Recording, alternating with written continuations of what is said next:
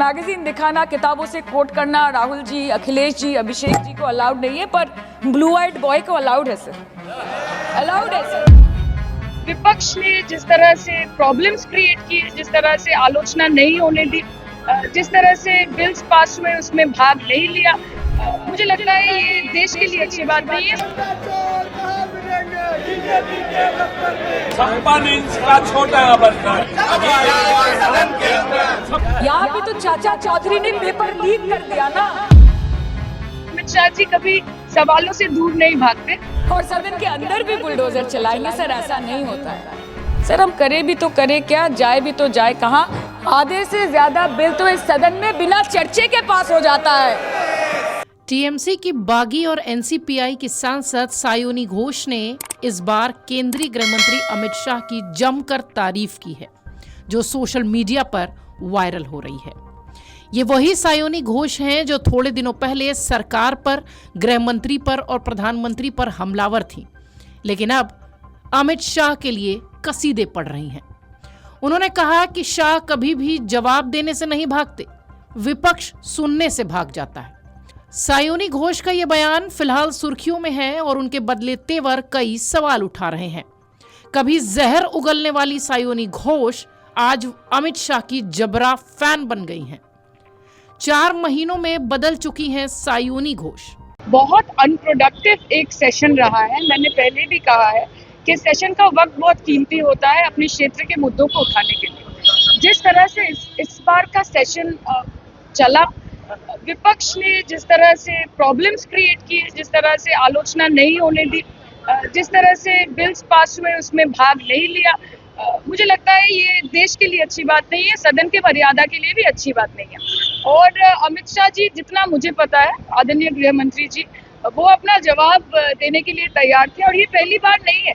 इसके पहले भी हमने देखा है कि अमित शाह जी कभी सवालों से दूर नहीं भागते, लेकिन वो जब जवाब देते हैं तो विपक्ष जरूर दूर भाग जाता है। तो मुझे लगता है कि ये शायद कोई कारण रहा होगा कि finally they did not come forward. दरअसल कांग्रेस समेत विपक्षी दलों के आरोप थे कि गृह मंत्री सदन में नहीं आ रहे, जवाब देना नहीं चाह रहे। 13 अगस्त यानी मानसून सत्र के आखिरी दिन जब पीएम मोदी और केंद्रीय गृह मंत्री अमित शाह पहुंचे तो 1 मिनट बाद ही संसद स्थगित हो गई।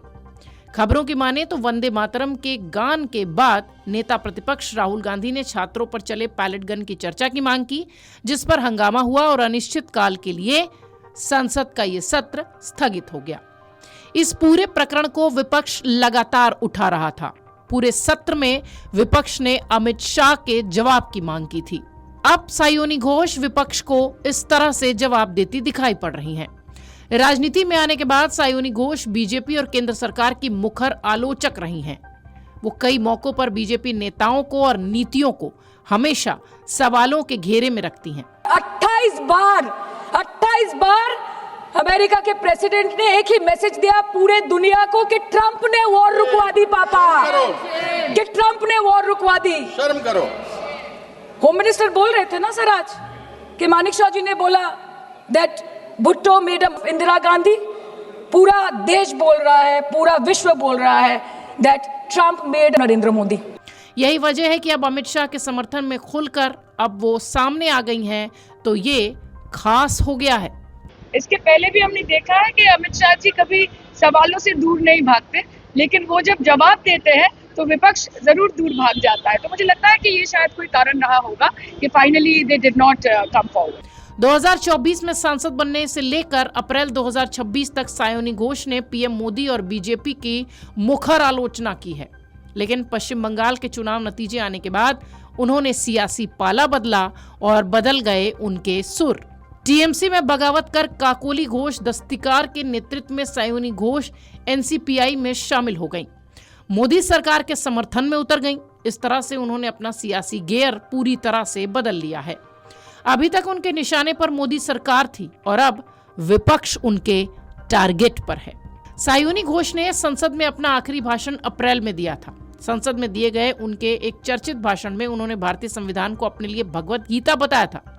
इस भाषण में सायोनी घोष ने कहा था कि जिस तरह से ये संसद प्रधानमंत्री के लिए एक मंदिर है, इसी तरह से हमारे लिए भी एक मंदिर है और गणतंत्र हमारे लिए पूजा, संविधान हमारे लिए भगवत गीता। संसद में बजट सत्र के दौरान सायोनी घोष ने अपने संसदीय भाषण में प्रधानमंत्री मोदी की तरफ इशारा करते हुए ये तक कह दिया था कि हम लड़ते हैं आपसे, संविधान हाथ में लेकर लड़ते हैं, हाथ में हमारे तलवारें नहीं है सर।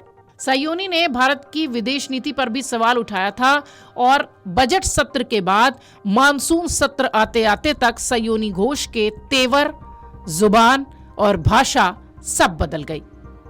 सायोनी अपने भाषणों में गीतों और शायरियों का खूब इस्तेमाल करती हैं। वो अक्सर संसद में अपनी शायरी के जरिए पीएम मोदी और बीजेपी पर निशाना साधती हुई देखी गई हैं।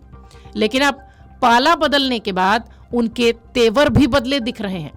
उनके टारगेट पर अब सरकार नहीं बल्कि विपक्ष है। मानसून सत्र के दौरान मीडिया से बातचीत करते हुए सायोनी घोष ने विपक्ष को कटघरे में खड़ा किया और जमकर सवाल दागे। सोशल मीडिया पर सायोनी घोष इसलिए भी चर्चा में है क्योंकि 4 महीने पहले वाली सायोनी घोष अब पूरी तरह से बदल चुकी हैं। Video desk amarujala.com। अगर आप ये वीडियो YouTube पर देख रहे हैं तो हमारे चैनल को सब्सक्राइब कर बेल आइकन दबाएं और Facebook पर देख रहे हैं तो हमारे पेज को लाइक करें।